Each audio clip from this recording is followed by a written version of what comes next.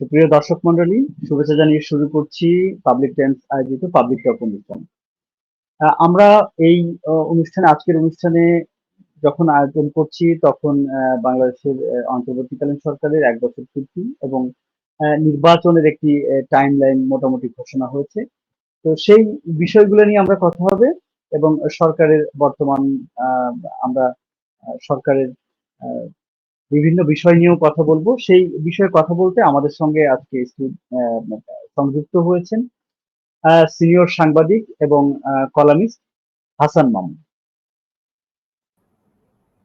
আমরা আপনাকে স্বাগত জানাচ্ছি আজকে আমাদের অনুষ্ঠানে। আহ, প্রথম যে বিষয়টি আপনার সঙ্গে কথা আহ, বলতে চাই সেটা হচ্ছে যে এই সরকারের ১ বছর পূর্তি হচ্ছে আজকে। তো সেই সরকারের পূর্তি অনুষ্ঠানটি মানে পূর্তিটা আসলে কতটুকু আপনার বর্ণিল হলো বা কতটুকু মলিন হলো সেই বিষয়টি, পাশাপাশি নির্বাচন নিয়েও কথা বলবো। প্রথম অবস্থায় আসলে জানতে চাই যে এই যে নির্বাচনী আহ, মানে টাইমলাইনটা শুরু হলো, এটা নিয়ে অনেকের মধ্যে এক ধরনের দ্বিধা বা আমরা দেখছি যে মনে নির্বাচন হয় কিনা সেটা নিয়ে এক ধরনের কথা চাওয়ার আছে। এই বিষয়টা আসলে আপনি কিভাবে দেখছেন? ধন্যবাদ শাহিন। ১ বছর কিন্তু লম্বা সময় একটা অন্তর্বর্তী সরকারের জন্য, তাই না? তো সাধারণত আমরা কি দেখতাম? ৩ মাসের মধ্যে নির্বাচন হতো। মানে এক সরকার থেকে আরেক সরকারের যাওয়ার মধ্যবর্তী সময়। আমরা তো একটা সিস্টেম করেছিলাম যে তত্ত্বাবধায়ক সরকারের মাধ্যমে জাতীয় নির্বাচনগুলো হবে। যেহেতু জাতীয় নির্বাচন দলীয় সরকারের আমলে ঠিকমতো হয় না, এই অভিজ্ঞতা আমাদের ছিল। স্বাধীনতার পর থেকেই কিন্তু ছিল।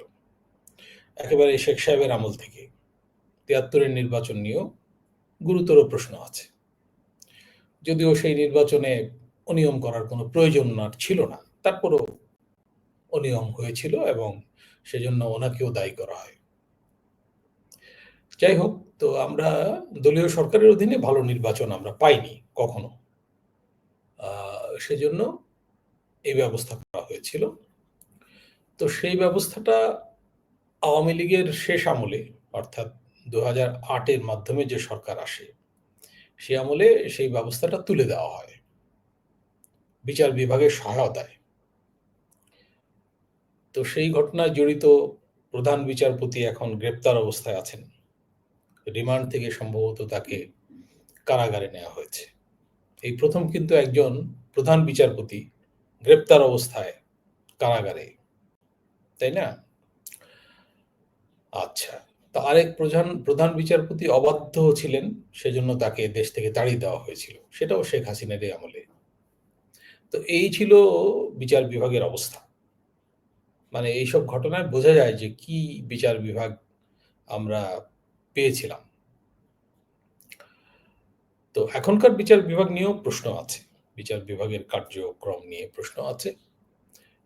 এখন পাল্টাপাল্টি হচ্ছে বলে অনেকে মনে করেন। যাক, সেটা আমাদের প্রসঙ্গ না এই মুহূর্তে। আমি বলছিলাম যে মানে সুষ্ঠু, অবাধ, নিরপেক্ষ নির্বাচন যেটা কাঙ্ক্ষিত। কাঙ্ক্ষিত মানে কি? যেটা হওয়াই স্বাভাবিক। আসলে নির্বাচন মানেই তো সুষ্ঠু, অবাধ, নিরপেক্ষ, তাই না? সুষ্ঠু, অবাধ, নিরপেক্ষ না হলে তো নির্বাচনটা নির্বাচনই হয় না। এটাকে নির্বাচন বলাই যায় না। আমাদের দেশ বলে আমাদের এভাবে বলতে হয় যে নির্বাচন সুষ্ঠু হতে হবে। তো নির্বাচন তো সুষ্ঠুই হবে। সুষ্ঠু না হলে তো সেটা নির্বাচন না, তাই না? তো যাই হোক, সংক্ষেপ করি। তো সেই রকম একটা নির্বাচন এখন আমাদের আবার করতে হবে। মানে সেই ধারায় আমাদের ফিরতে হবে। যেহেতু এই ধারাটা মাঝখানে নষ্ট করে ফেলা হয়েছিল। তো সেই ধারায় ফেরার জন্য একটা গণ-অভ্যুত্থান হলো। এবং এটা এমন একটা গণ-অভ্যুত্থান ছিল যেখানে জাতিসংঘ মানবাধিকার কমিশনের হিসাবে ১৪০০ মানুষ নিহত হয়। ১৩,০০০-এর বেশি মানুষ আহত এবং ১,৫০০ থেকে ২,০০০ মানুষ স্থায়ীভাবে পঙ্গু। অনেকে অন্ধ। এই হচ্ছে পরিস্থিতি। মানে এইসব করে একটা সরকারকে তাড়াতে হলো। দুর্ভাগ্যজনক, কিন্তু এটা কিন্তু গৌরবের না একটা জাতির জন্য। যে এটা করতে হয়, করতে হলো। আমরা কল্পনাও করিনি কোনোদিন যে এইরকম করতে হবে। মুক্তিযুদ্ধের পরে আমরা ভেবেছিলাম যে দেশটা একটা স্বাভাবিক ধারায় চলবে। অন্তত নির্বাচন নিয়ে গোলমাল করতে হবে না। মানে এই ধরনের গোলযোগপূর্ণ পরিস্থিতির মধ্যে যেতে হবে না। সেটাও হলো। তো সেজন্য নির্বাচনটা কিন্তু বেশি করে কাঙ্ক্ষিত। আমি তোমার সঙ্গে বোধহয় আরো ২-১ বার এই শোতে এসেছিলাম। আমি নির্বাচনে কেন জোর দিয়েছিলাম সেটা আমি আবারও বলছি। যে নির্বাচনটা ঠিকমতো হয়নি বলেই কিন্তু শেখ হাসিনা এইরকম রূপ নিতে পারলেন। নির্বাচনটা সঠিকভাবে হলে উনি তো ১৪ সালেই ক্ষমতাচ্যুত হন, সত্যি কথা বলতে গেলে। কারণ ১৪ নির্বাচনের আগে যেসব স্থানীয় সরকার নির্বাচন হচ্ছিল সেখানে তার দলের লোকজন হারছিল একের পর এক। এবং তাদের পারফরম্যান্স যে খারাপ ছিল তা কিন্তু না, মেয়র হিসেবে। কিন্তু জনগণ তাদের হারিয়ে দিচ্ছিল। তো ওই থেকে উনি সিদ্ধান্তে বসলেন যে আমাকে তো ক্ষমতা থেকে সরিয়ে দেবে জনগণ সুযোগ পেলে। সুতরাং সে সুযোগই দেওয়া যাবে না। তো এই করতে, করতে উনি ১৮ নির্বাচনটা রাতের ভোট করলেন। সেটাকে একটা গ্রহণযোগ্য নির্বাচন করার কিন্তু চেষ্টা ছিল। এমনকি বিএনপির তরফ থেকে। বিএনপি যোগদান করেছিল সেই নির্বাচনে। অনেকে বলে যে সেই নির্বাচনে না গেলে বিএনপির নিবন্ধন থাকতো না। তো নিবন্ধন না থাকলে না থাকতো, পরে আবার নিবন্ধন নিত। এটা কোনো যুক্তি না।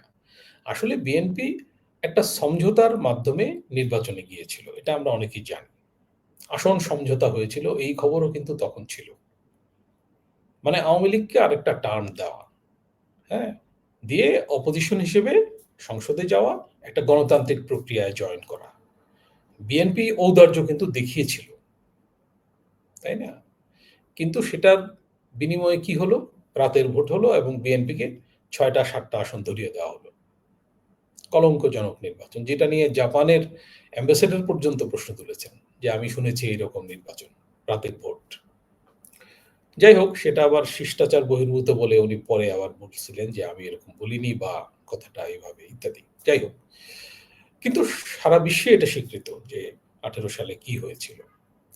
তো সেই ভোটের ধারণা শেখ হাসিনাকে দিয়েছিলেন কোন আইজিপি, সেটাও এখন বেরোচ্ছে। হ্যাঁ? তার বিরুদ্ধে হয়তো ব্যবস্থা নেওয়া হবে। তো যাই হোক, কিন্তু কে বুদ্ধি দিল সেটা তো বড় কথা না। কে বুদ্ধি নিল এবং কে কার্যকর করল সেটা হলো বড় কথা।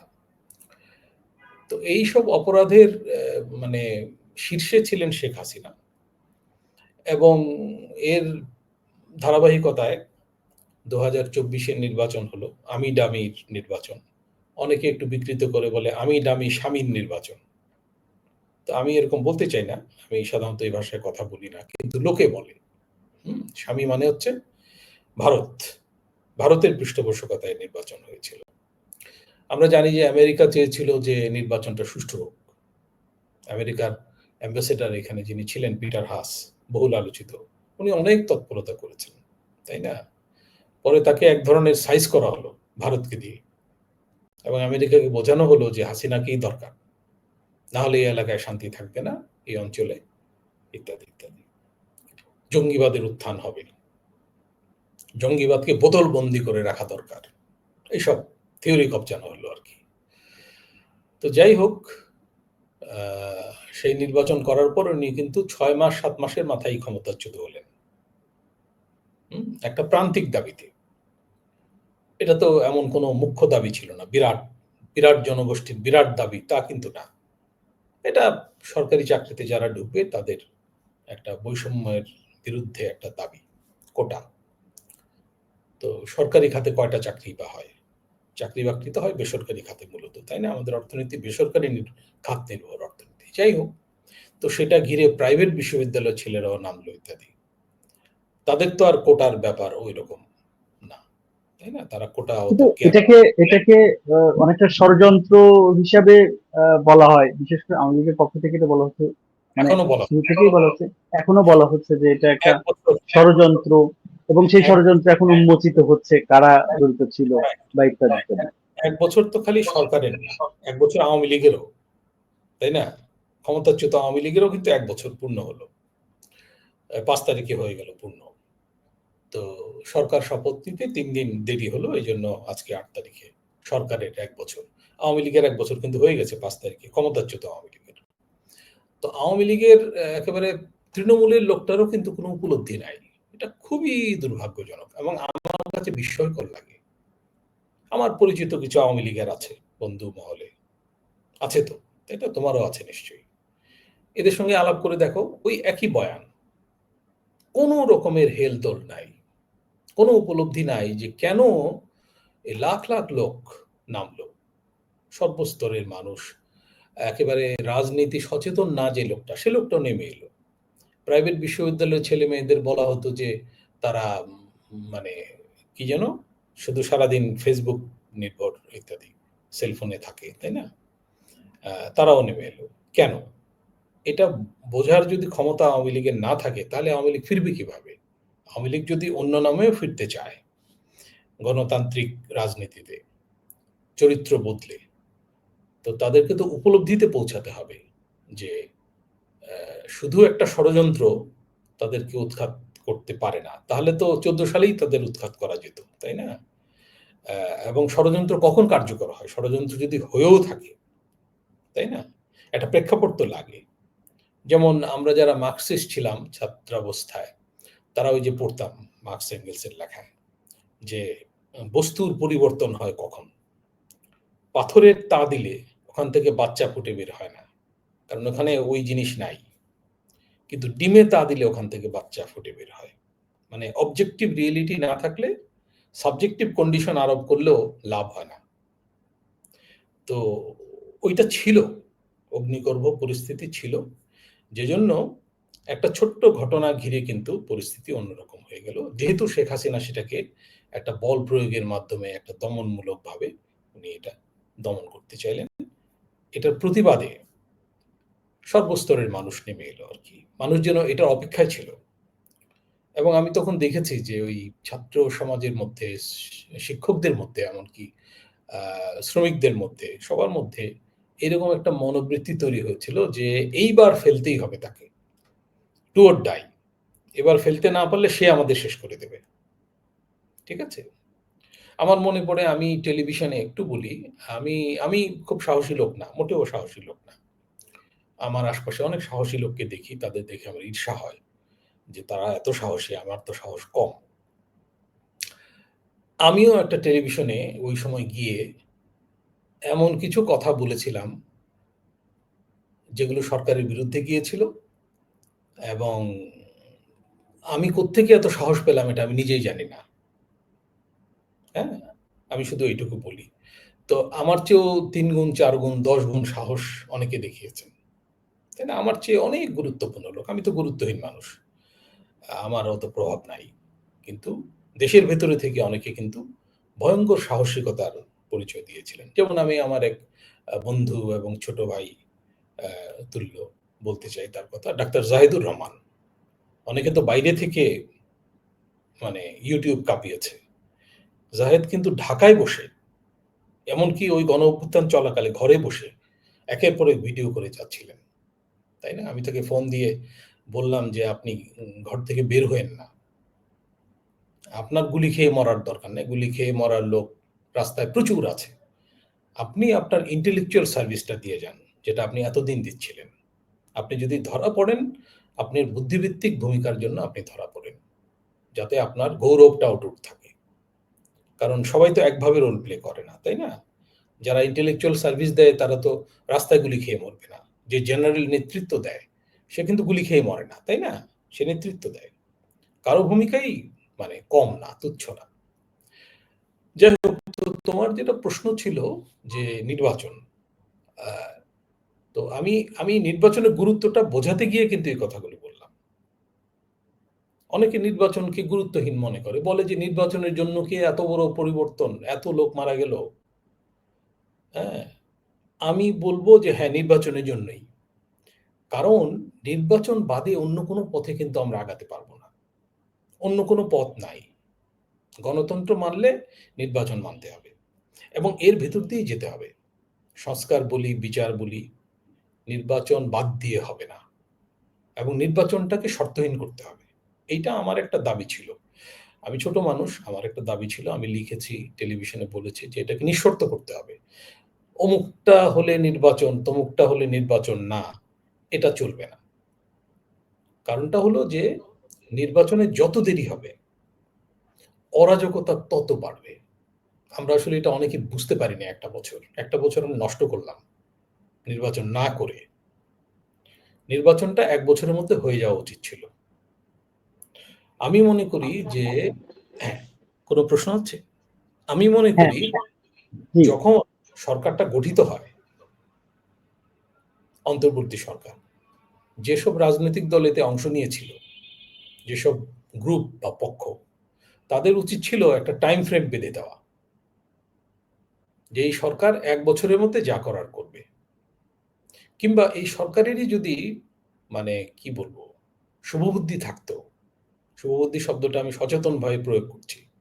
আমি শুভবুদ্ধি দেখি নাই তাদের মধ্যে। তারা নিজেরাও কিন্তু ঠিক করতে পারত যে আমরা ১ বছরের বেশি থাকবো না। যা করার ১ বছরের মধ্যে করব। আমরা এই জিনিসগুলো করব।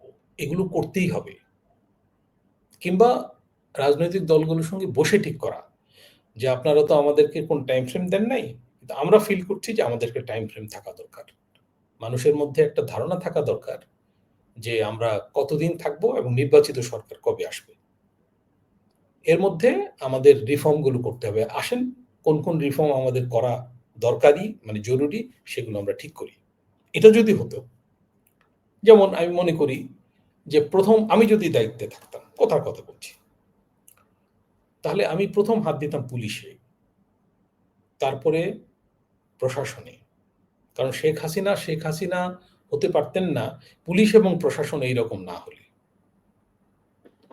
এটা তো হচ্ছে ১ম। মামুন ভাই, হ্যাঁ, এই আপনি যেহেতু প্রশাসনের কথা বললেন হ্যাঁ, এবং হতে পারতো না বললেন, আপনি এখন যেমন কথা উঠছে বা এটা পরে মানে অভ্যুত্থানের পর থেকেই যে নির্বাচন হলেই ধরেন বিএনপি ছাড়া আর কোনো গতি নাই, অবস্থাটা এরকম যে বিএনপি একটা ভূমিধস বিজয় পাবে, কারণ অনেকের ইকুয়েশন এরকম যে হয়তো বিএনপি ২০০-২৫০ আসন পাবে, বাকি ৫০টা আসন হয়তো অন্যরা পাবে, যেহেতু আওয়ামী লীগ নির্বাচনে আসছে না বলে একটা ধারণা আছে সবার মধ্যে। আসার পরিস্থিতি নাই। পরিস্থিতি নাই, আসতে দিবে না, নানাবিধ বিষয়, যাই হোক বা আওয়ামী লীগ থাকছে না, তার মানে হচ্ছে মানে এলেও ঠিকমতো ইলেকশন করতে পারবে না। ঠিকমতো জি, ইলেকশনটা করতে মানে পারবে না। সেটা যেটাই হোক, মানে মোট কথা যেহেতু আওয়ামী লীগ নাই, আওয়ামী লীগ, তো সেই ক্ষেত্রে বিএনপির বিকল্প নাই, এবং বিএনপি ধরেন অধিকাংশরই ভাবনা ধারণা এরকম যে ২৫০, ২৪০-৫০ এরকম আসন পাবে, বাকি ৫০টা অন্যরা পাবে। তো তাহলে আসলে এই যে ধরেন যে অবস্থা, এটা তো ধরেন বিএনপি আওয়ামী লীগের চেয়েও ধরেন বেশি, মানে আসন নিয়ে যদি ক্ষমতায় যায়, তারা কি আসলে ওই আবারও সেই আপনি যেটা বললেন যে স্বৈরতন্ত্র বা অন্য কিছু করবে না? আর আরেকটা বিষয় যে যদি যেহেতু সংস্কার মানে আমাদের বলা হচ্ছে বা সবার একটা ইয়ে যে সংস্কার না করলে বা একটা ব্যালেন্স যদি তৈরি করা না যায়, তাহলে এই জিনিসটা বারবার ঘুরে ফিরে আসতে থাকবে, আসতে পারে। হ্যাঁ, তো তাহলে আপনি যে এই যে নির্বাচন বলছেন, এই নির্বাচন ধরেন মানে বিএনপি যদি এইভাবেই আসে, তাহলে এই নির্বাচন দিয়ে আসলে আমাদের গুণগত কোনো পরিবর্তন হবে কিনা, বা আমাদের আসলে আমরা যেটা ইয়েরা যেটা বলছে মানে যে কারণে অভ্যুত্থান, সেটা আসলে হবে কিনা? আচ্ছা, কি কারণে অভ্যুত্থান এটা কিন্তু পরিষ্কার না। তুমি যেটা বললা, যে কারণে অভ্যুত্থান। এটা কিন্তু অনেকে বলে যে এই কারণে অভ্যুত্থান।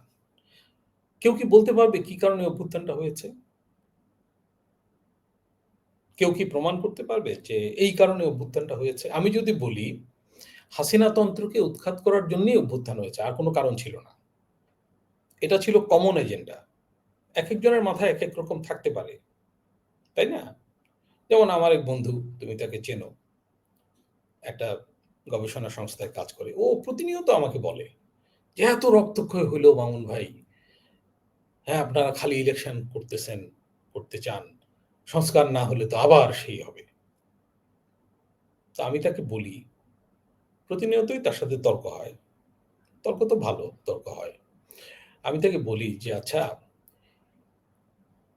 এইরকম ইলেকশন হওয়ার কারণে কি এই পরিস্থিতি হইছে? নাকি ইলেকশন হওয়ার না কারণে এই পরিস্থিতি? যতদিন আমাদের দেশে ইলেকশনের মাধ্যমে ক্ষমতার শান্তিপূর্ণ হাতবদল হয়েছে, ততদিন কিন্তু স্বৈরতন্ত্রের উত্থান হয়নি। এটা কিন্তু পরীক্ষিত। এবং যতদিন তত্ত্বাবধায়কের মাধ্যমে নির্বাচন হয়েছে, ততদিন নির্বাচন মোটামুটি ভালো হয়েছে। কম বেশি। তাই না? আচ্ছা। এখন কথা হলো যে সংস্কার কি প্রয়োজন না? সংস্কার অবশ্যই প্রয়োজন। সংস্কার কি শুধু এখন প্রয়োজন? সংস্কার সবসময় প্রয়োজন।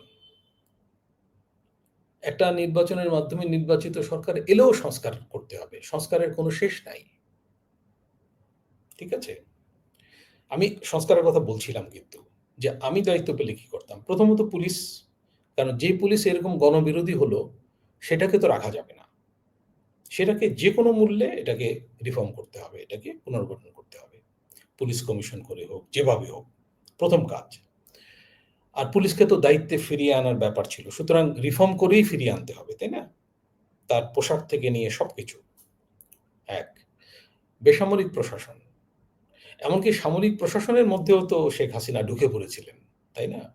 এই যে গুম খুন ইত্যাদি হয়েছে, সেনাবাহিনীর একাংশ এতে জড়িত ছিল। এটা তো ব্যাপকভাবে আলোচিত হচ্ছে।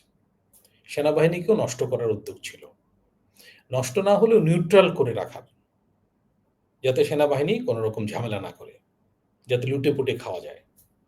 তাকে কিছু ভাগ দিয়ে ইত্যাদি। তাকে মানে তার উপরে যারা আছে জেনারেলদের কিছু ভাগ দিয়ে শান্ত রেখে নিজেদের সাম্রাজ্য রক্ষা করা। এগুলো ছিল। এখানে প্রতিবেশী দেশে ঢুকেছিল। এগুলোও কিন্তু বলা হয়। এবং কিছু আলামত আছে। এই গুম খুনেও প্রতিবেশী দেশের অংশগ্রহণ ইত্যাদি নানাভাবে আছে। যাই হোক এগুলো তদন্ত সাপেক্ষ। আমি সুনিশ্চিত করে বলতে চাই না। তো আর প্রতিবেশী দেশ তো মানে নির্বাচন নষ্ট করা, মানবাধিকার খর্ব করা, গণতান্ত্রিক অধিকারহীন করা এই দেশকে, এই প্রক্রিয়াতে সরকারকে সাহায্য করেছে। কোনো সন্দেহ নাই এ ব্যাপারে। তাই না?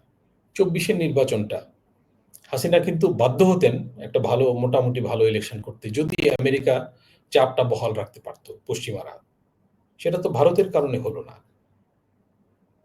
তাই না? এখন পশ্চিমারা যদি ঐরকম সিদ্ধান্ত নিয়ে থাকে, ওই যে ষড়যন্ত্রের কথা যেটা বলা হচ্ছে, যে ঠিক আছে আমি তোমাকে কিছু করতে পারলাম না, কিন্তু যদি তুমি বিপদে পড়ো, তাহলে আমি তোমাকে দেখে নেব। এই ব্যাপারটা কিন্তু ঘটতে পারে। এই যে গণ-অভ্যুত্থানে অনেকে বলছে যে, এই যে আমেরিকার ভূমিকা অমুক-তমুক। এটা হতে পারে। আমিও কিন্তু বিশ্বাস করি। এবং এটা হওয়াই স্বাভাবিক। হওয়া উচিতও। হওয়া উচিতও। আমি কিন্তু এই কথা বলছি দায়িত্ব নিয়ে। কারণটা হলো যে তুমি পরপর ৩ টা নির্বাচন নষ্ট করবা। তুমি গুম-খুন করবা। তুমি যা খুশি করবা। তুমি লুট করবা, সম্পদ পাচার করবা। এবং সেটা করবা মুক্তিযুদ্ধের চেতনার নামে। বলবা যে এটার বিরোধিতা করা মানে মুক্তিযুদ্ধের চেতনার বিরোধিতা করা। ভয়ংকর ব্যাপার। আমি খুন করব। এটা মুক্তিযুদ্ধের চেতনা। আমি লুট করব, আমি ইসলামী ব্যাংক দখল করব। এটা হচ্ছে মুক্তিযুদ্ধের চেতনা। আমার এক প্রিয় শিক্ষক এই ইসলামী ব্যাংক-ট্যাংক দখলের তত্ত্ব দিয়েছিলেন। উনি এখন জেলে আছেন। দুর্ভাগ্যজনক। কি বলবো এগুলো? আমার সরাসরি শিক্ষক। উনি এটা সমর্থক ছিলেন। নাম বলছি না।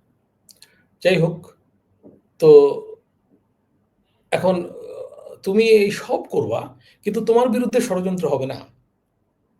তোমাকে রবীন্দ্রসঙ্গীত গাইতে, গাইতে নামাতে হবে ক্ষমতা থেকে। তোমার বিরুদ্ধে গণ-অভ্যুত্থান করা যাবে না। তোমার বিরুদ্ধে রক্ত দেওয়া যাবে না। তোমার বন্দুকের সামনে বুক পেতে দাঁড়ানোও যাবে না। এটাও ষড়যন্ত্র। এটা যদি ষড়যন্ত্র হয়, ঠিক আছে এটাই ষড়যন্ত্র। তাই না? আবু সাঈদের মৃত্যু যদি ষড়যন্ত্র হয়, ওই যে কার্নিশে ঝুলেছিল যে ছেলেটা, তাকে গুলি করা। এক বন্ধু আরেক বন্ধুকে টেনে নিয়ে যাচ্ছে, তাকে গুলি করা। তাই না?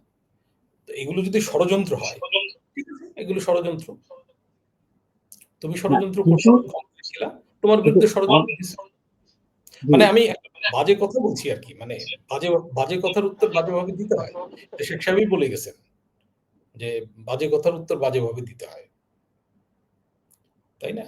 তো আওয়ামী লীগকে উপলব্ধিতে পৌঁছতে হবে যে তারা জনবিচ্ছিন্ন হয়ে পড়েছিল এবং তাদেরও বিরুদ্ধে একটা গণ অভ্যুত্থান হয়েছে। ৭৫-এ তাদের পতনটা একভাবে হয়েছিল, এইভাবে এইবার তাদের পতনটা হয়েছে সম্পূর্ণ ভিন্নভাবে। কিন্তু ৭৫-এর পতনের কারণে তারা সহানুভূতি পেয়েছিল, কিন্তু এইবারের পতনের কারণে তাদের বিরুদ্ধে মানবাধিকার লঙ্ঘনের অভিযোগে মামলা হয়েছে এবং বিচার। তাদের কিন্তু বিরুদ্ধে মামুন কিন্তু ভাই, এটা তো আওয়ামী লীগের বিষয়টা গেল, কিন্তু বিএনপির বিষয়টা আসলে আপনি কিভাবে দেখছেন? মানে আচ্ছা, এই যে আমি যে নির্বাচনের কথাটা বললাম। বিএনপি বিষয়টা এখন বিএনপি ফাঁকা মাঠ পেয়েছে, কোনো সন্দেহ নাই, তাই না? এটা তো বিএনপির অপরাধ না। আমার কথাটা বিএনপির পক্ষে যাচ্ছে বলে বিএনপির দালাল ইত্যাদি বলা যেতে পারে, আই ডোন্ট কেয়ার। কিন্তু এটা তো লজিক যে পরিস্থিতি বিএনপির পক্ষে। বিএনপির বিরুদ্ধে অনেক অভিযোগ উঠেছে, চাঁদা, খুন খারাপি। আজকেও একজন সাংবাদিককে মেরে ফেলেছে চাঁদাবাজরা। আমি জানি না এই ঘটনাটার আসল কি, মানে বিষয় জি। না জেনে বলব না। হতে পারে বিএনপির স্থানীয় লোকজন জড়িত, হতে পারে, হতে পারে না তা না। হুম? কিন্তু তারপরও বিকল্প তো নাই। শেখ হাসিনা বলতেন যে আমার বিকল্প নাই। বিএনপি এটা বলছে না। কিন্তু বাস্তবতায় এই যে বিএনপির বিকল্প হচ্ছে জামায়াতে ইসলামী। তো জামায়াতে ইসলামী কি নির্বাচন ফেয়ার হলে জিতবে? না। হয়তো তারা বেশি বেশি ভোট পাবে কিছুটা আগের চেয়ে। হয়তো তারা বেশি আসন পাবে। কিন্তু তারা কি জিতবে? এই প্রেডিকশন তো কেউ করছে না। না, কিন্তু বিষয়টা সেটা না মামুন ভাই। বিষয়টা হচ্ছে যে প্রশ্ন যেটা, সেটা হলো যে বিএনপির বর্তমান যে অবস্থা আমরা দেখছি, বা যেটা অভিযোগ পত্র পত্রিকায় আসছে, তো এই অবস্থায় যদি একটি মানে এরকম এক্সট্রিম লেভেলের বিজয় পায়, তাহলে কি তারা আরো বেশি আহ, ব্রুট মেজরিটি, ব্রুট মেজরিটি, কিছু হ্যাঁ। করবে কিনা, মানে সেটাই তো একটা সংখ্যা। তো সুতরাং মানে এমন একটা সিস্টেম ডেভেলপ করা দরকার ছিল কিনা, যেটার মাধ্যমে আসলে এই আহ, মানে যাতে এরকম ভাবে মানে খুব আহ, কিছু না হয়, এক্সট্রিম কিছু তারা না হইতে পারে, সেই বিষয়টা ঠিক করার ছিল কিনা। Checks and balances, checks and balances, হ্যাঁ। জি। আচ্ছা, ১ নম্বর হলো যে নির্বাচন নিজেই কিন্তু একটা প্রতিরোধমূলক ব্যবস্থা। স্বৈরতন্ত্র যাতে না হয়, উত্থান যাতে না ঘটে, আ সেটার প্রতিরোধে নির্বাচন নিজেই কিন্তু একটা প্রতিকারমূলক ব্যবস্থা। আ তোমাকে যদি নির্দিষ্ট সময় পর, পর জনগণের কাছে জবাবদিহি করতে হয় নির্বাচনের মাধ্যমে, তাহলে তুমি কিন্তু খুব বেশি আ স্বৈরাচারী হয়ে উঠতে চাইবে না। এটা হলো ১ নম্বর কথা। হুম? আ শেখ হাসিনা যখন দেখলেন যে তাকে ভোট করতে হবে না, ভোট করে দিচ্ছে পুলিশ, তখন সে কিন্তু তার দলকেও ইগনোর করতে শুরু করলেন। তার দলটাকে পুলিশের মধ্যে ঢুকিয়ে দিলেন। আমরা দেখলাম কিন্তু গণ-অভ্যুত্থান চলাকালে যে পুলিশের সঙ্গে যুবলীগ, ছাত্রলীগ, স্বেচ্ছাসেবক লীগ একই ধরনের অস্ত্র নিয়ে গুলি করছে পুলিশের সঙ্গে, পুলিশের সামনে বা পেছনে। মানে পুলিশের সঙ্গে তার কোনো তফাৎ ছিল না। পুলিশের মধ্যে দলটা ঢুকে গিয়েছিল। তো নির্বাচন যদি নিয়মিতভাবে হতে থাকে, তাহলে আমার ধারণা যে কোনো সরকার ঐরকম রূপ নিতে পারবে না। ১ নম্বর। ২ নম্বর হচ্ছে যে গণ-অভ্যুত্থান হয়ে যাওয়ার পর, এটা খুব গুরুত্বপূর্ণ পয়েন্ট কিন্তু। এটা কিন্তু শাসকদের মধ্যে ভীতি সঞ্চার করবে। এই যে বারবার বলা হচ্ছে যে, "ঠিক হয়ে যান, নাহলে কিন্তু আপনাদের বিরুদ্ধেও হবে।" এটা কিন্তু তাদের মনের মধ্যে ঢুকবে। Today or tomorrow. যে আ আমরা যদি হাসিনার মতোই আচরণ করতে শুরু করি, তাহলে আমাদের বিরুদ্ধেও আ একই ঘটনা ঘটতে পারে, দেরিতে হলেও। হয়তো দ্রুত হবে না। কারণ মানুষ তো ২, ৪, ৫ বছর পরই এভাবে রাস্তায় নেমে আসে না। মানুষ সহ্য করে অ্যা দেয়ালে পিঠ ঠেকে যায়, তারপরে নামে। তাই না? এটা হলো একটা। আরেকটা হলো, হ্যাঁ, এইখানে সংস্কারের আবশ্যকতা আছে। আমি কিন্তু একবারও বলছি না যে সংস্কারের আবশ্যকতা নাই। এই যে বলা হলো যে ফ্যাসিবাদী ব্যবস্থার উৎখাত লাগবে। ৩ তারিখে ৩ আগস্ট বলল না শহীদ মিনার থেকে। তো এটার কি কেউ করেছে? কেউ কিন্তু বলে নাই যে এটা লাগবে না। ইভেন বিএনপি কি করবে না করবে আমি জানি না, কিন্তু বিএনপি এই গণঅভ্যুত্থানেরও অনেক আগে তারা নিজেরা ৩১ দফা দিয়েছিল, রাষ্ট্র মেরামতের ৩১ দফা। হুম? এবং সেখানে যেসব দফা ছিল সেগুলো কিন্তু আলোচিত হচ্ছে এখনো এই যে সংস্কার কমিশনে, ঐকমত্য কমিশনে, তাই না? তো এবং বিএনপি তো অনেক বিষয়ে একমত হয়েছে, এমনকি সাংবিধানিক সংস্কারের বিষয়েও কিন্তু কিছু কিছু ব্যাপারে বিএনপি কিন্তু একমত হয়েছে। একমত একেবারে কোনো ব্যাপারে হয়নি তা কিন্তু না। হুম? এবং সে বলছে যে অধিকাংশ ক্ষেত্রেই আমরা একমত, কিছু কিছু ক্ষেত্রে দ্বিমত, ভিন্ন মত ইত্যাদি। তা আমার কথা হচ্ছে যে প্রধান উপদেষ্টা যে কথাটা বলেছিলেন যে রাজনৈতিক দলগুলো যেসব ব্যাপারে একমত হবে সেগুলো আমরা বাস্তবায়ন করব, পুরাটা না পারলেও কিছু করব, বাকিটা নির্বাচিত সরকার করবে। ঠিক আছে, এতে তো কোনো সমস্যা নাই। যেসব ব্যাপারে একমত হওয়া গেছে সেগুলো যে অমৌলিক বিষয় তা তো না, মৌলিক বিষয় কিন্তু এর মধ্যে আছে। এখানে আমার একটা প্রশ্ন আছে, ধরেন বিএনপি, আপনি যেটা বললেন, বিএনপি তারা বলছে তাদের ৩১ দফায় সব কিছু করা আছে, হ্যাঁ, কিন্তু অনেকগুলোই আমরা দেখেছি, মানে যেটা আমরা জানতে পেরেছিলাম যে অনেকগুলো ক্ষেত্রেই তারা এখন না, মানে এই সরকারের আহ, সংস্কারের দরকার নেই বা এইটা পরে করবে। আমার কথা হচ্ছে যে যদি আমি এই সংস্কারের রূপরেখা আগেই দিয়ে থাকি, তাহলে আমি যদি এখনই এটা হ্যাঁ করি বা করে ফেলি, তাহলে আমার সমস্যা অসুবিধা। কোথায়? এটা আমার আচ্ছা, প্রশ্ন। আচ্ছা, এইটা ঠিক আছে। এখানে বিএনপির একটা বক্তব্য আছে। সেটা হচ্ছে যে তারা বলছে যে অনির্বাচিত সরকার সংস্কার করতে পারে না। হুম? পৃথিবীতে কোথাও এটা নাই। নির্বাচিত সরকার করবে। আচ্ছা। তো এটা কিন্তু ঠিক যে এই সরকার যদি সংস্কার করতে চায় তাহলে কিন্তু অধ্যাদেশ জারি করে করতে হবে। যেটা জামায়াত ইসলামী দাবি করছে এখন। এই যে বলছে না যে জুলাই সনদ জি, অধ্যাদেশের মাধ্যমে আইনি ভিত্তি দিতে হবে।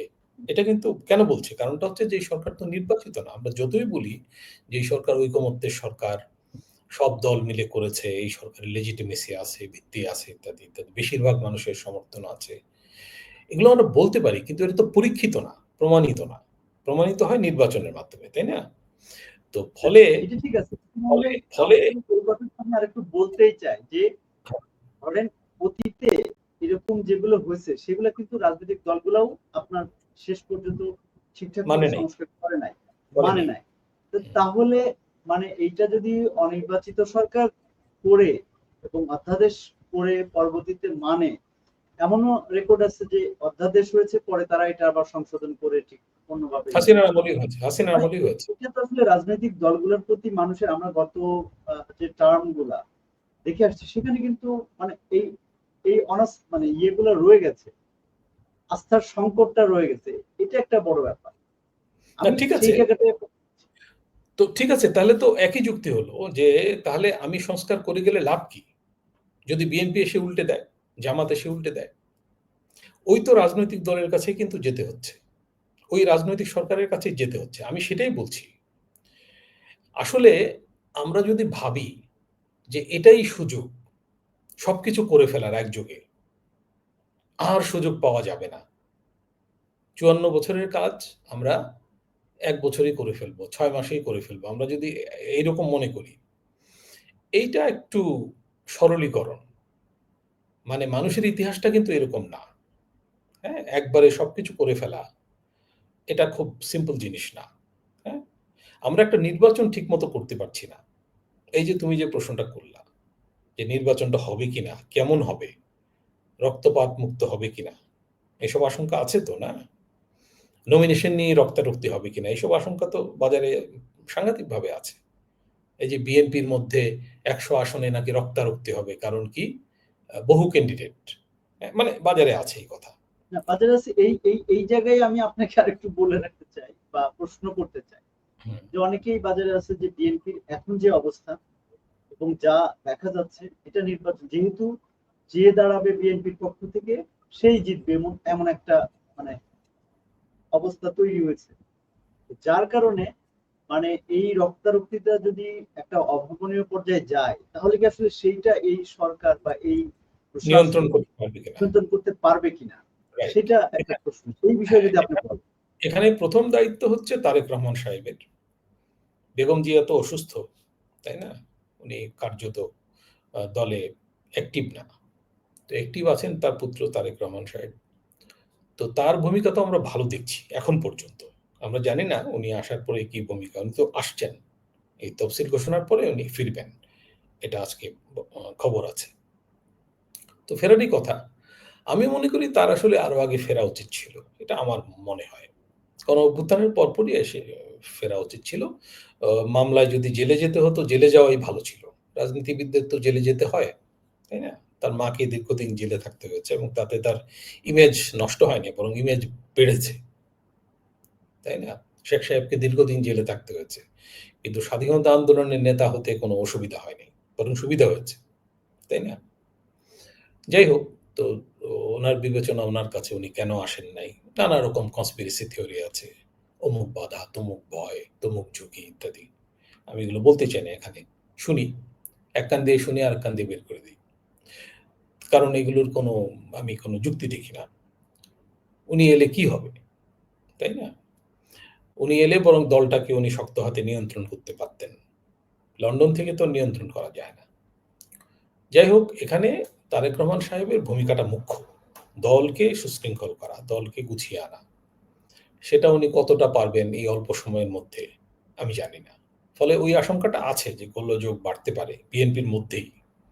এরই মধ্যে কিন্তু বিএনপির মধ্যে অন্তর্দ্বন্দ্বে বহু লোক মারা গেছে। মারা গেছে রীতিমতো। প্রতিদিনই কোথাও না কোথাও কিছু না কিছু হচ্ছে বিএনপির মধ্যে। জামায়াতে ইসলামীর মধ্যে এরকম ঘটনা খুবই কম। কারণ তারা একটা রেজিমেন্টেড পার্টি। তারা কিন্তু প্রার্থী তালিকাও বোধহয় ঠিক করে ফেলেছে। হুম? এবং জামাতের মধ্যে কিন্তু এক ধরনের গণতন্ত্র চর্চাও আছে। নেতৃত্ব নির্বাচন ইত্যাদিতে। তারা এগুলো নিয়ে গর্ব করে। তারা চাঁদাবাজি করে না, এইসব কথা তারা বলে। হুম? এবং লোকে বিশ্বাসও করে।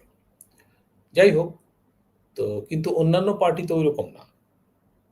আওয়ামী লীগ যেভাবে চলতো, বিএনপিও কিন্তু ওই ধারাতেই আছে, ওই মডেলেই আছে। নতুন কোনো মডেল তো চালু হয়নি এবং চালু করা সহজও না। তো এটা একটা সাধনার ব্যাপার, সময় লাগবে, চেষ্টা থাকতে হবে। হ্যাঁ? তারেক রহমান সাহেবের সামনে এটা একটা চ্যালেঞ্জ। যে নতুন সময়ে উনি দলটাকে নতুনভাবে সাজাতে পারবেন কিনা, পরিচালনা করতে পারবেন কিনা এবং দল পরিচালনার নতুন ধারা চালু করতে পারবেন কিনা। গণ অভ্যুত্থানের এটা তো একটা প্রত্যাশা যে রাষ্ট্র যেমন নতুন ধারায় চলতে হবে, সরকার চলতে হবে, রাজনৈতিক দলগুলোকেও নতুন ধারায় যেতে হবে। এটা তো মানে একটা প্রত্যাশা। এই প্রত্যাশা কিন্তু তৈরি হয়েছে। তো আমি বলতে চাই কি, এই প্রত্যাশাগুলোর চাপ আছে রাজনৈতিক দলের উপর এবং যে দল শাসক দল হবে তার উপরও এই প্রত্যাশার চাপ থাকবে। তাকে কিন্তু সেই চাপটা আ স্বীকার করেই চলতে হবে, মেনে চলতে হবে। এই ব্যাপারটা কিন্তু আছে। ফলে এই গণ-অভ্যুত্থান এটাকে হালকা করে দেখা যাবে না। মানে এর ফলে যে নতুন প্রেক্ষাপট তৈরি হয়েছে। আমরা এই যে সংস্কার আলোচনা দেখছি, এই সংস্কার আলোচনা কি হতো যদি এইরকম পরিবর্তন না হতো? তাই না? এই যে আমি আজকে একটা টেলিভিশনে বললাম যে, আ এত বড় সংস্কার আলোচনা হচ্ছে, অনেক বিষয়েও তো বড় অগ্রগতি হয়েছে। কিন্তু স্বাধীনতা আন্দোলনের নেতৃত্ব দানকারী দল আওয়ামী লীগ এখানে অনুপস্থিত। তাদের কোনো ভূমিকা এখানে নাই। রাখার সুযোগও নাই। তারা দেশ থেকে পলাতক। তাই না? ভালো হতো আদর্শ পরিস্থিতি যে সব দল মিলে যদি সংস্কার আলোচনা করে এগোতে পারত। এটা ইনক্লুসিভ হতো অনেক বেশি। তাই না? কিন্তু এখন দেখা যাচ্ছে যে আওয়ামী লীগ বাদে অন্যরা সংস্কারের চেষ্টায় আছে। যতটা সম্ভব করছে। আওয়ামী লীগ খালি প্রতিশোধের রাজনীতিতে। আওয়ামী লীগ বলছে যে সে প্রতিশোধ নেবে। তাকে ষড়যন্ত্র করে হটানো হয়েছে এবং সে একটা নির্বাচিত সরকার ছিল। নির্বাচিত শুধু না, গণতান্ত্রিক সরকার ছিল।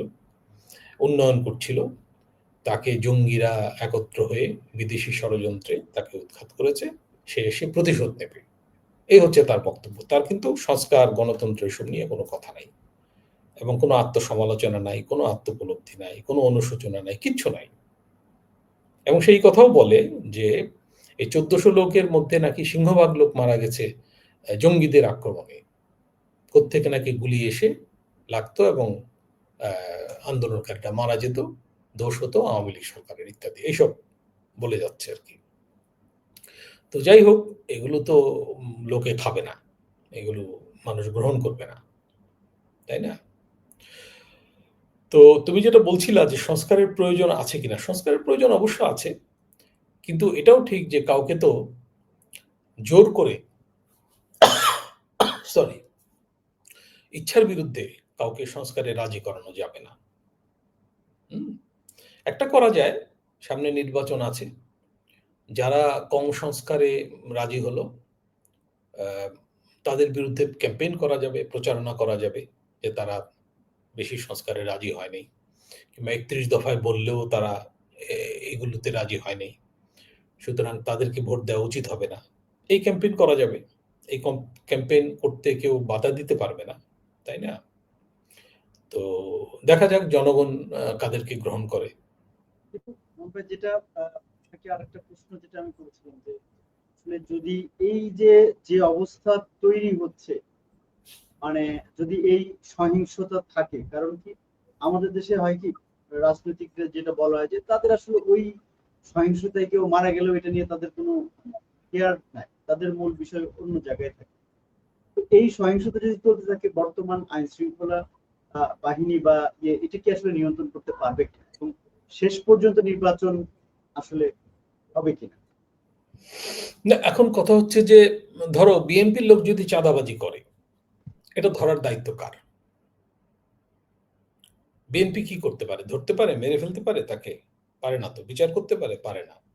এটা ধরার দায়িত্ব কিন্তু সরকারের। এই যে সরকারের ১ বছর আজকে পূর্ণ হচ্ছে। সরকার কেন পরিস্থিতি নিয়ন্ত্রণে এগিয়ে এলো না? এটা নিয়ে কিন্তু বাজারে অনেক কথা চালু আছে। একটা কথা হচ্ছে যে সরকার এটা হতে দিয়েছে। এমনি সাধারণভাবে তো আমরা বলি সরকার ব্যর্থ, পারে নাই, পারছে না, সরকার নির্লিপ্ত, এসব বলি আমরা ভদ্রভাবে। কিন্তু যারা কনস্পিরেসি থিওরিতে বিশ্বাস করে তারা বলে যে সরকার চেষ্টাই করে নাই। একদিকে চাঁদাবাজদের অত্যাচার চলছে, আরেকদিকে কিন্তু মব ভায়োলেন্স চলছে। ট্যাগ দিয়ে, দোসর বানিয়ে, হুম? নিরপরাধ আওয়ামী লীগারদেরও কিন্তু মানে হতাহত করা হচ্ছে, তাদের সম্পদ কেড়ে নেওয়া হচ্ছে। আওয়ামী লীগের সবাই তো অপরাধী না, তাই না? কিংবা শেষ সময়ে পক্ষ বদল করেছে, এরকম লোক কিন্তু আছে প্রচুর। ২০১৮ নির্বাচনের আগ পর্যন্ত আওয়ামী লীগের সমর্থক ছিল, তারপরে সমর্থন করে না, এরকম লোক কিন্তু প্রচুর আছে সমাজে। শাহবাগে জয়েন করেছিল, এই যে পিনাকি ভট্টাচার্য, নাম নিয়েই বলতে চাই, উনি তো শাহবাগী, বিখ্যাত শাহবাগী। তো উনি তো পক্ষ বদল করেছেন। এখন উনি যদি বড় বিপ্লবী হতে পারেন, উনি তো বিরাট ইনফ্লুয়েন্সার, উনি যদি হতে পারেন, তাহলে অন্য ১০টা লোক কেন শাহবাগে গিয়েও পরে আওয়ামী লীগ ত্যাগ করতে পারবে না? কেন তাকে এখনো শাহবাগী বলা হবে? কেন তাকে স্বৈরাচারের দোসর বলে তাকে দমন করতে চাওয়া হবে? এটা একটা প্রশ্ন না? কিন্তু এগুলো হচ্ছে, এগুলো চলছে। মানে চাঁদাবাজি থেকে শুরু করে দমন-পীড়ন এগুলো চলছে, এবং যেসব মামলা হয়েছে, ঢালাও মামলা, সেই মামলাগুলোও কিন্তু সরকারকে বিতর্কিত করেছে। এইসব মামলা এবং মামলার বিচার নিয়ে প্রশ্ন উঠছে। আইনজীবীরা প্রশ্ন তুলছে যে এইসব বিচার টিকবে কিনা, এসব রায় টিকবে কিনা? যে প্রক্রিয়ায় হচ্ছে, হয়তো অভিযোগ ঠিক আছে, কিন্তু যে প্রক্রিয়ায় হচ্ছে, বিচার বিভাগে যেভাবে চলছে, এইগুলো আল্টিমেটলি কোনো সুফল দেবে কিনা? এই প্রশ্ন কিন্তু উঠেছে। হুম? একটা অভিযোগ হচ্ছে যে বিচারে অগ্রগতি নাই। আরেকটা অভিযোগ হচ্ছে ঠিকমতো মামলা এবং বিচার এগুলো হচ্ছে না। আইসিটি নিয়ে কিন্তু প্রশ্ন উঠেছে যে আওয়ামী লীগ যেভাবে আইসিটিকে প্রভাবিত করেছে, এই সরকারের আমলে আইসিটি একই কাজ করছে কিনা উল্টো দিক থেকে। এই প্রশ্ন উঠেছে, হ্যাঁ? তো যাই হোক, আমরা চাবো যে বিচারটা সুষ্ঠুভাবে হোক। অন্তত উচ্চ আদালতে কিছু কারেকশন হোক। উচ্চ আদালত তো আছে দেশে, তাই না? এই। আর হচ্ছে সংস্কারের কথাটা বারবারই আসছে এইজন্য যে আমি ওইটাই বলবো যে সংস্কার যেসব, সব দল যে ব্যাপারে একমত হয়েছে সেগুলো কম না, কম অগ্রগতি না। বাংলাদেশের ইতিহাসে কিন্তু কখনো এইভাবে দলগুলো বসে আলোচনা করে একমত হয় নাই। সংস্কার নিয়ে আমরা আসলে কোনো রাজনৈতিক তৎপরতাই দেখি না। এটা ছিল সুশীল সমাজের তৎপরতা। ১৯৯১ সালে ডক্টর রেহমান সোবহানের নেতৃত্বে ২৯টা টাস্ক ফোর্স হয় প্রথম সংস্কার নিয়ে। ওইসব ছুঁয়েও কেউ দেখেনি। হুম? পরে 111 সরকারও বেশ কিছু সংস্কার করেছিল। সেগুলো হাসিনা উল্টে দিয়েছিলেন। তাই না? বাস্তবায়ন করেন নাই। যেগুলো হয়েছিল সেগুলো বাদ দিয়েছিলেন। আচ্ছা। তো ফলে রাজনৈতিক দলগুলো সংস্কারে এগিয়ে এসছে, এটা কিন্তু বিরাট ব্যাপার। এখানে যদি ৫০ ভাগ অগ্রগতিও হয়, আমি বলব এটা একটা বড় অগ্রগতি। তো এই অগ্রগতি ধরে আমাদের নির্বাচনের দিকে যাওয়া দরকার। জি, এটা আমরা হচ্ছে তো কথা। অলরেডি নির্বাচনের পথে যাচ্ছে আর কি। এখন আপনার যেহেতু আপনি একটু আগে বললেন যে সরকার ১ বছর পূর্ণ হলো, আসলে অনেক ক্ষেত্রেই ব্যর্থতা বা যেটাই হোক, আসলে এই সরকার যেমন কালকে প্রধান উপদেষ্টার আহ, তথ্য প্রধান তথ্য কর্মকর্তা আর কি তিনি ইয়ে দিয়েছেন ১২টা সফলতা বা ১২টার অগ্রগতির বিষয় দিয়েছেন। আপনি এই সরকারের ১ বছরকে আসলে কিভাবে মূল্যায়ন করছেন বা আপনি এটাকে কিভাবে আহ, কি বলবেন আর কি? সফলতা ব্যর্থতা বা কোনভাবে প্রথম কথা আমি তো বললাম যে সরকারের একটা টাইম ফ্রেম থাকা দরকার ছিল। রাজনৈতিক দলগুলো এটা তাদেরকে বলা দরকার ছিল। তারা এটা দায়িত্বহীনতার পরিচয় দিয়েছে।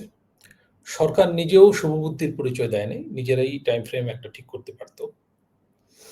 তাহলে হতো কি, সরকার সমস্ত কাজ গুছিয়ে করতে পারত। আর সরকার তার কিছু মানে কি বলবো, দায়িত্বের সীমা ঠিক করতে পারত। যে আমি এগুলো করব, এগুলো করব না। আমি একটা অন্তর্বর্তী সরকার। হুম? আমি নির্বাচিত না। আমাকে দায়িত্ব দেয়া হয়েছে। আমি দায়িত্ব পেয়েছি। আমি আমি এইটুক করব, বাকিটা করব না। বাকিটা আপনারা করবেন। কিন্তু এইটুক আমি নিরপেক্ষতার সঙ্গে করব। হুম? আমাদের সামনে কিন্তু দৃষ্টান্ত আছে। শাহাবুদ্দিন সাহেব, বিচারপতি শাহাবুদ্দিন। তাই না? উনার বিরুদ্ধে কিন্তু নিরপেক্ষতা ভঙ্গের কোনো অভিযোগ নাই। এবং উনি পরে একটা রাজনৈতিক দলের প্রেসিডেন্টও হয়েছিলেন। এবং সেটাও উনি নিরপেক্ষভাবে পালনের চেষ্টা করেছেন সে দায়িত্ব। সেজন্য ওই দলের সাথে উনার গোলমাল হয়েছিল। হ্যাঁ? উনি রিটায়ারমেন্টের পরে একা হাঁটতেন ওই যে শাহাবুদ্দিন পার্কে। উনার কোনো সমস্যা হয়নি। কেউ উনাকে দুও বলে নাই, গালি দেয় নাই। তাই না? তো নিরপেক্ষতার দৃষ্টান্ত তো আছে আমাদের। কিন্তু আমি বলব ডক্টর মোহাম্মদ ইউনূস সেই প্রমাণ দিতে ব্যর্থ হয়েছেন। উনি কিন্তু সবার কাছে গ্রহণযোগ্য থাকতে পারেননি। সবার কাছে বলতে আমি আওয়ামী লীগ বলছি না। আওয়ামী লীগের কাছে গ্রহণযোগ্য থাকার দরকার নেই, থাকা সম্ভবও না। কারণ তারা তো মনেই করছে যে এটা একটা ষড়যন্ত্রের ফল, তাই না? এবং তাদের অনুসারীরা যদি ২৫ ভাগে হয়, তাদের কথা না হয় বাদ দিলাম। তারা এই দেশের নাগরিক, তারপরেও আলোচনার স্বার্থে বাদ দিলাম। ৭৫% মানুষের কাছে তো উনি গ্রহণযোগ্য থাকবেন, নিরপেক্ষ বলে বিবেচিত হবেন, তাই না? অন্তত ৭৫% মানুষের সমর্থন তো উনি ধরে রাখবেন। আজকে ১ বছর পর কত শতাংশ মানুষের সমর্থন এই সরকারের পেছনে আছে আমি জানি না। আমার মনে হয় 1/3 পপুলেশনের সমর্থন হয়তো আছে। বাকি অংশের কিন্তু সমর্থন নাই। হ্যাঁ? কারণটা হচ্ছে যে সরকারের বিরুদ্ধে শুরু থেকেই অভিযোগ উঠল যে এই সরকারটা একদিকে হেলে আছে। এই সরকারটা জামায়াতে ইসলামীর সরকার, এনসিপির সরকার। এই কথাটা কিন্তু আওয়ামী লীগ বলছে না এখন আর। এটা বিএনপিও বলছে। এবং এই বলাটা শুরু হয়েছে ৩ মাস পর থেকে।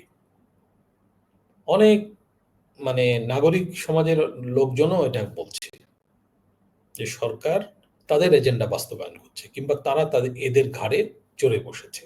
সরকারের একটা অংশ নির্বাচন হতে দিতে চায় না, দীর্ঘদিন থাকতে চায়। মাঝখানে অনেক কথাবার্তা কিন্তু হলো যে সরকার দীর্ঘদিন থাকতে চায়, সমস্ত সংস্কার করতে চায়, সরকার বিএনপিকে আসতে দিতে চায় না, এসব এসব ছড়ালো আর কি। হ্যাঁ, সেক্ষেত্রে একটা প্রশ্ন কেন ছড়াবে একটা সরকারের বিরুদ্ধে? তাই না? একটা অন্তর্বর্তী সরকারের বিরুদ্ধে এই কথা উঠবে কেন? না, এই কথা বলার কারণে আমি আপনাকে আরেকটা সম্পর্ক প্রশ্ন করতে চাই। সেটা হচ্ছে তাহলে হঠাৎ করে এতদিন ধরে এই সরকার এক ধরনের, আপনি যেটা বললেন যে মনে হচ্ছিল বিএনপি এই জামাত এনসিপির পক্ষে হয়ে কাজ করছে, কিন্তু হঠাৎ করে যে এই যে আবার ইউটার্নের মতো একটা ব্যাপার, এটা হঠাৎ করে যে করতে, এইটা আসলে কেন হলো বা না, কি এখন বিষয়? আমি আমি যে কথাগুলো বললাম এগুলো তো আমার কথা না, এগুলো বাজারে আছে। হ্যাঁ? একদল লোক মনে করে যে সরকার আসলে নির্বাচনে আগ্রহী ছিল না, সরকার সংস্কারের নামে নির্বাচন বিলম্বিত করছিল। এইটা কিন্তু একটা মত ছিল, প্রবল মত। তো আমার মনে হয় এটা যদি সরকার করেও থাকে, এই এজেন্ডা ফেল করেছে। এই এজেন্ডাটা ফুলফিলড হয়নি, মানে এটা পারা যায়নি। সরকারের ভেতর থেকে একটা রাজনৈতিক দল হয়েছে, এটাকে কিংস পার্টি বলা হচ্ছে, এনসিপি। বলতে অসুবিধা নাই, কারণ সরকারেরই একজন মানে সংস্কার কমিশনের প্রধান, উনি টিআইবি প্রধানও বটে। টিআইবির পক্ষ থেকে উনি কিন্তু খোলাখুলি বলেছেন এই 5 তারিখের আগে যে এনসিপিকে কিংস পার্টি বলা হচ্ছে। হুম? তো যাই হোক, তো এনসিপিও দায়িত্ব পালনে ব্যর্থ হয়েছে সরকারের সঙ্গে, পাশাপাশি একই রকম, সরকারের চেয়েও বেশি ব্যর্থ। সরকারের তো কিছু সাফল্য আছে, যেমন অর্থনীতি ব্যবস্থাপনায় সরকারের সাফল্য আছে। হুম? উপদেষ্টা পরিষদে গৃহীত সিদ্ধান্তের অধিকাংশ নাকি বাস্তবায়ন হয়েছে, আমাদের প্রেস সেক্রেটারি শফিক সাহেব বললেন। তো এটা যদি হয়ে থাকে তার মানে তো সরকার এই ক্ষেত্রে সফল। হুম?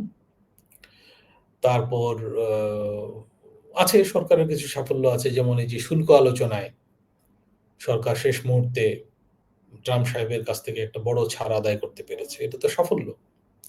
কিন্তু এখানে প্রশ্ন আছে যে কিসের বিনিময়ে, সেগুলো আমরা জানি না। হুম? যাই হোক, কিন্তু সরকার নিরপেক্ষতা প্রদর্শনে ব্যর্থ হয়েছে, এটা হচ্ছে মূল ব্যাপার। সরকার ন্যায় বিচার দিতে পারেনি। আওয়ামী লীগার যারা নিরপরাধ না, অপরাধী, তাদেরও কিন্তু ন্যায় বিচার পাওয়ার অধিকার আছে। সরকারকে সেটা নিশ্চিত করতে হবে, যদি সরকার আইনের শাসনে বিশ্বাসী হয়, তাই না? তো এই কাজগুলো হয়নি, এই কাজগুলো হয়নি। এখন আমার তো মনে হয় যে মানে সরকার অনেকটা নিরুপায় হয়ে নির্বাচনের দিকে গেছে। মানে তারা কিন্তু নির্বাচনটা পেছাতেই চাইছিল আমার মনে হয়। তাদের মধ্যে ওই সংস্কারের ব্যাপারটা ছিল। একটা হতে পারে যে সংস্কারের জন্য তারা আসলেই ব্যগ্র ছিল।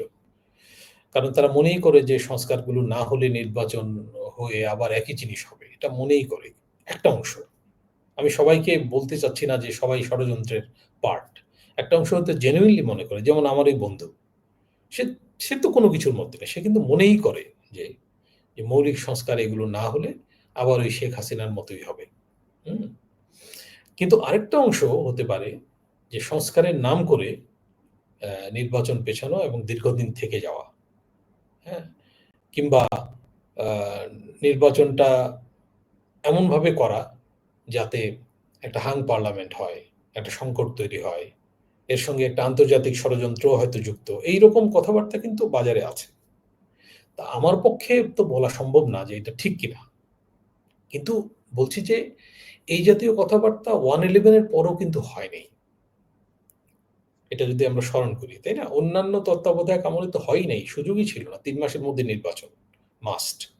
111 এর পর তো ২ বছর গেছে। ২ বছর ছিল কিন্তু ওই সরকার প্রায়। কিন্তু আমরা কিন্তু এই আলোচনা শুনি নাই যে এই সরকার নির্বাচন দেবে না, সংস্কারের নামে বিলম্বিত করছে, তাই না? এবং ওই সরকার দুর্নীতির বিরুদ্ধে সরকারের কিন্তু আসলে মানে কোনো সংস্কার প্রক্রিয়া ছিল না। তাদের কিন্তু আসলে মানে এখন যেভাবে সংস্কার নিয়ে কথা হচ্ছে, তখন কিন্তু ওইভাবে সংস্কার নিয়ে কোনো কথা হ্যাঁ, হয় না। হ্যাঁ, এটাই হ্যাঁ, তো। তখন রাজনৈতিক দলগুলোকে যুক্ত করে নাই, কিন্তু তারা নিজেরা সংস্কারের চেষ্টা করেছে। তারা কিছু তখন কমিটি, আসলে তারা সবগুলো রাজনৈতিক দলের বিপক্ষে ছিল, হ্যাঁ, এরকম একটা ব্যাপার ছিল। তারা বিরাজনীতিকরণের একটা প্রক্রিয়ায় গিয়েছিল। একটা প্রক্রিয়া শুরু করে। হ্যাঁ, কিন্তু এবং ভাই, এই জি, সরকার তো এটার বলেন। মধ্যে না। এই সরকার বরং রাজনৈতিক দলগুলোর মাধ্যমেই কাজ করার চেষ্টা করছে। কিন্তু সব রাজনৈতিক দলের আস্থা ধরে রাখতে পারেনি। এটা হচ্ছে এই সরকারের প্রধান ব্যর্থতা। আরেকটা হচ্ছে মব ভায়োলেন্স। মব ভায়োলেন্সটা এই সরকার বন্ধ করতে পারেনি। ১ বছর হয়ে গেল, এই সরকার কিন্তু বন্ধ করতে পারেনি এবং এই কারণে আইন শৃঙ্খলার উন্নতি হচ্ছে না। আর আইন শৃঙ্খলার উন্নতি না হলে কিন্তু দেশে বিনিয়োগ, ব্যবসা-বাণিজ্যের পরিবেশ ভালো হবে না। এবং এইখানে এই যে স্থবিরতা বিরাজ করছে। হুম? মানে আমরা যেটুক অর্থনীতি সচল আছে এটা বহিঃখাতের কারণে, এক্সটার্নাল ফ্যাক্টর এর কারণে। এই যে রেমিটেন্স আসছে, তারপরে রপ্তানি আয় আসছে, বাইরে থেকে ঋণ সহায়তা পাওয়া যাচ্ছে এই কারণে। আর এই যে রিজার্ভ যে বাড়ছে, এটার কারণ হলো যে অর্থনীতি স্থবির। অর্থনীতিতে আমদানি নাই। আমদানি না থাকলে তো রিজার্ভ বাড়তে থাকে, হ্যাঁ? রিজার্ভ ব্যয় হয় না। এই হচ্ছে ব্যাপার, হ্যাঁ? কিন্তু আমরা যদি আমরা ব্যাংক খাতের অনুষ্ঠানে দিকে তাকাই, ব্যাংক খাতে কিন্তু খেলাপি ঋণ বাড়ছে। তার মানে হচ্ছে যে ঋণগুলো ব্যবহার হচ্ছে না, হ্যাঁ? ঋণগুলো আইডল হয়ে যাচ্ছে, ঋণগুলো ফেরত আসছে না ইত্যাদি। তার মানে ইকোনমিক অ্যাক্টিভিটি শ্লথ। হ্যাঁ, তো এর প্রভাব জনজীবনে পড়ছে, কর্মসংস্থানে পড়ছে, এর প্রভাব আয়ে পড়ছে, এর প্রভাবে জিনিসপত্রের দামও স্থিতিশীল থাকছে কারণ ডিমান্ড তো কমে যাচ্ছে। এগুলো কতগুলো ব্যাপার আছে আরকি। এটাকে সাফল্য বলা যাবে না। এটা কিন্তু স্থবিরতা। যাই হোক, আমরা তো আসলে ভাই আমরা অনুষ্ঠানের শেষের দিকে, কিন্তু আমার শেষে আপনার কাছে যে প্রশ্নটা সেটা হলো, অলরেডি যেহেতু নির্বাচনের একটা প্রক্রিয়ায় গেছে এবং আমরা অনেক ধরনের শঙ্কা আশঙ্কার কথা বলছি, সব মিলিয়ে আসলে সামনের দিনগুলো আসলে কোন দিকে যাচ্ছে, কেমন হবে, সেই বিষয়ে যদি আপনি সংক্ষেপে একটু বলতেন, আপনার আপনার আচ্ছা, ধারণা আর কি যদি বলতেন। হ্যাঁ, নির্বাচনের দিকে সরকার গেছে। এটা একটা ভালো ব্যাপার। নির্বাচন কমিশন কাজ শুরু করেছে। এটাও একটা ভালো ব্যাপার। তফসিল ঘোষণা হবে। আ রাজনৈতিক দলগুলোকে দায়িত্বশীলতার পরিচয় দিতে হবে। যেমন নির্বাচন বর্জন করা যাবে না। আওয়ামী লীগ তো নির্বাচন করতে পারছে না, বাস্তব কারণে, হ্যাঁ? কিন্তু মাঠে থাকা সব দল যেন নির্বাচনে আসে, তারা যেন ওজোর আপত্তি তুলে নির্বাচন বর্জন না করে, এটা হচ্ছে একটা শর্ত। নির্বাচনের কিন্তু অনেকগুলো শর্ত আছে, হুম? রাজনৈতিক দল একটা স্টেক হোল্ডার, নির্বাচন বড়। ইলেকশন কমিশন একটা স্টেক হোল্ডার, সরকার একটা স্টেক হোল্ডার, মিডিয়া একটা স্টেক হোল্ডার। এই যে দাতা গোষ্ঠী, তারা কিন্তু একটা স্টেক হোল্ডার। তারপরে ব্যবসায়ী সম্প্রদায়, তারা স্টেক হোল্ডার। এবং সবশেষে হচ্ছে জনগণ, যারা ভোট দেবে, তারাও নির্বাচনের পার্ট। তো এই সবগুলো পার্ট যখন সম্মিলিতভাবে কাজ করে, তখন একটা নির্বাচন সাকসেসফুল হয়। এর ২-৩ টা পার্ট যদি ভালোমতো কাজ না করে, তাহলে নির্বাচনটা আংশিক সফল হবে, হ্যাঁ? আংশিক প্রশ্নবিদ্ধ থাকবে, এইরকম। তো পুরো সফল নির্বাচন তো হবে বলে আমার মনে হয় না। যেমন একটা অপূর্ণাঙ্গতা তো থাকবে যে আওয়ামী লীগ নির্বাচনে নাই। আমি আওয়ামী লীগ থাকা উচিত সেটা বলছি না। বাস্তব অবস্থা হচ্ছে আওয়ামী লীগ নির্বাচনে নাই। আওয়ামী লীগ তো একটা দল, বড় দল এবং তার সমর্থক গোষ্ঠী আছে। ২০% ভোটও যদি থাকে। তো আওয়ামী লীগ যদি না থাকে সেই ভোটাররা ইলেকশনে পার্টিসিপেট করবে কিনা? করলেও উৎসাহের সঙ্গে করবে কিনা? হুম? কিংবা তাদের যে ভোটাধিকার প্রয়োগ এটা যথেষ্ট আ মানে আনন্দের সঙ্গে হবে কিনা? নাকি বাধ্য হয়ে তারা কাউকে ভোট দেবে যে ঠিক আছে ওইটা ঠেকানোর জন্য এটা করি। যেমন মনে করা হচ্ছে যে এরা বিএনপিকে ভোট দেবে এদের একটা বড় অংশ। কেন? জামাতকে ঠেকাতে চায়। তাই না? হতে পারে এটা।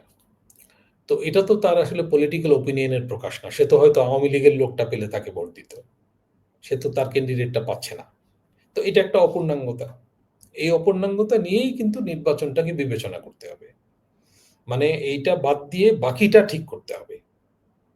যে রাজনৈতিক দলগুলো মাঠে আছে তাদেরকে নির্বাচনে অংশ নিতে হবে। নির্বাচন কমিশনকে শক্তিশালীভাবে নির্বাচনটা কন্ডাক্ট করতে হবে এবং সরকারকে সর্বাত্মক সহায়তা যোগাতে হবে। আরেকটা হলো নির্বাচনটা যদি শান্তিপূর্ণ করতে হয়, সেনাবাহিনীর একটা জোরালো ভূমিকা লাগবে। অনেকে, একটু খোলাখুলি বলি, অনেকে এটা মনে করে যে এই সরকার নির্বাচন করতে পারবে না। কারণ সরকার এর মধ্যে আইন শৃঙ্খলা, পরিবেশ ইত্যাদি উন্নয়ন করতে পারেনি। এই সরকার নির্বাচন করতে পারবে না। এই সরকারের সঙ্গে সেনাবাহিনীরও একটু দূরত্ব আছে। এটা মাঝে তো দেখা গেল, তাই না? এটা নাকি এখনো আছে। তো এই সরকার পারবে না এটা মনে করা হয়। সেজন্য মনে করা হয় যে একটা তত্ত্বাবধায়ক সরকার হওয়া উচিত। মানে তত্ত্বাবধায়ক সরকারের আলোচনাটা তো আছে। সংস্কার কমিশনের যে ঐকমত্য কমিশনেও কিন্তু সবাই একমত তত্ত্বাবধায়ক সরকারের ব্যাপারে। আদালতও এই ব্যাপারে একমত। তাই না? তো এটা তো ফিরে আসতেই পারে। এখন এমনও হতে পারে যে এই সরকার যদি ট্রাস্টওয়ার্দি না হয়, তাহলে এই সরকার একটা তত্ত্বাবধায়ক সরকারের কাছে ক্ষমতা হস্তান্তর করতে পারে। হুম? এবং আ সেনাবাহিনীকে সেখানে গুরুত্বপূর্ণ ভূমিকা রাখতে হতে পারে। কারণ অন্যান্য প্রতিষ্ঠান তো ভেঙে পড়েছে। পুলিশ এখনো মনোবল ফিরে পায়নি। পুলিশ এখনো দায়িত্ব সেভাবে পালন করতে পারছে না। র্যাব নিয়ে বিতর্ক আছে। র্যাবকে নাকি নির্বাচনের বাইরে রাখা হবে। পশ্চিমারা তো র্যাব নিষিদ্ধ করার পক্ষে, তাই না? এবং র্যাবের উপর নিষেধাজ্ঞা ছিল, তো র্যাব বিলুপ্তির দাবি আছে। তো এইসবের মধ্যে নির্বাচনটা কিভাবে হবে এটা তো একটা প্রশ্ন। এবং এই সরকার দুর্বল সরকার, তার দক্ষতা নিয়ে প্রশ্ন আছে। এই সরকার পারবে কিনা এই প্রশ্ন বাজারে আছে। তো এই বিবেচনা করে সামনের দিনে সুষ্ঠুভাবে নির্বাচন করার জন্য হতে পারে যে একটা নতুন সরকার, একটা নতুন প্রশাসন, তত্ত্বাবধায়ক সরকার ৩ মাসের জন্য, এটা হতে পারে। এবং এই ব্যাপারে আদালতের নির্দেশনাও নেওয়া যেতে পারে আমার মনে হয়। তো যাই হোক, তবে ওইসব ঝুঁকিপূর্ণ জায়গায় না গিয়ে এই সরকারই যদি গা ঝাড়া দিয়ে সেনাবাহিনীর সঙ্গে একত্র হয়ে রাজনৈতিক দলগুলোরকে আস্থায় নিয়ে তার নিরপেক্ষতা নিয়ে যে প্রশ্ন আছে সেগুলো মানে মানে সেগুলো দূর করে, যেমন দূর করার জন্য একটা হতে পারে যে ছাত্র সমন্বয়ক যারা আছে সরকারে, তাদেরকে নিয়ে প্রশ্ন কিন্তু শুরু থেকে আছে এবং এর মধ্যে অনেক বিতর্কে তারা জড়িয়েছে। আমার মনে হয় এদের উচিত সরকার ছেড়ে স্বেচ্ছায় চলে যাওয়া, গিয়ে রাজনৈতিক দল করা। এটা হবে তার নিরপেক্ষতা, সরকারের নিরপেক্ষতা অর্জনের একটা বড় উপায়। এতে একটা বড় অগ্রগতি আসবে, আস্থা পুনরুদ্ধার হবে। আর সরকার সেনাবাহিনীর সঙ্গে দূরত্ব কমাতে উদ্যোগী হোক, সেনাবাহিনী উদ্যোগী হোক, তাহলে কিন্তু এই সরকারের মাধ্যমেই নির্বাচন হতে পারে। এবং সামনে 6 মাস কিন্তু লম্বা সময়, কম সময় না। আর নির্বাচন কমিশনের জন্য কিছু আইন সংস্কার করতে হতে পারে, বিধিবিধান সংস্কার, এগুলো কমিশনের রিপোর্টে আছে এবং এই ব্যাপারে কারো কোনো দ্বিমত নাই। কিন্তু এটা ইন্টারেস্টিং, নির্বাচন ব্যবস্থা সংস্কার নিয়ে কিন্তু কোনো দ্বিমত নাই, পুলিশ সংস্কার নিয়ে কোনো দ্বিমত নাই, প্রশাসন দুদক, এটা কিন্তু যারা ওই যে সংস্কার করছে তারা কিন্তু বলছে না, প্রশাসন দুদক এবং অনেক কিছু নিয়ে কিন্তু কোনো বিতর্ক নাই। এই কাজগুলো সরকার করে ফেললে পারত এবং তাতে সরকার শক্তিশালী হতো। এবং এই যে সংস্কারটা এগিয়ে যেত আর কি, হতাশা থাকতো না যে কিছুই হচ্ছে না। যাই হোক, তো আমরা তো আশা করব যে সরকার সক্রিয় হোক, নির্বাচন কমিশন উদ্যোগী হোক, রাজনৈতিক দলগুলো এগিয়ে আসুক এবং নির্বাচনের দিকে সবাই এগিয়ে যাক। তাহলে হবে কি, আস্থা পুনরুদ্ধার হবে, বিনিয়োগ বাড়বে, ব্যবসা বাণিজ্য স্বাভাবিক হবে। এবং আমার মনে হয় যে জনগণ যদি যোগদান করে এই প্রক্রিয়ায়, তাহলে কিন্তু ভয়, অনিশ্চয়তা, শঙ্কা এগুলো কেটে যাবে। ধন্যবাদ ভাই, অনেকক্ষণ আমরা অনেকগুলো বিষয় নিয়ে আলোচনা করলাম এবং আমার মনে হয় যে অনেক বিস্তারিত আলোচনা করতে পেরেছি আমরা, যদিও আরো অনেক বিষয় রয়ে গেছে। তারপর আপনাকে ধন্যবাদ এই আমাদের এই মানে আপনার গুরুত্বপূর্ণ সময় থেকে আমাদেরকে সময় দেওয়ার জন্য আপনাকে অসংখ্য ধন্যবাদ। ধন্যবাদ।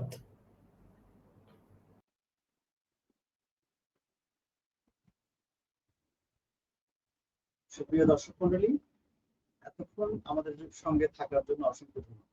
পরবর্তীতে কথা হবে নতুন কোনো বিষয়ে, নতুন কোনো অবজেকশন। সে পর্যন্ত ভালো থাকুন, সুস্থ থাকুন এবং আমাদের সঙ্গে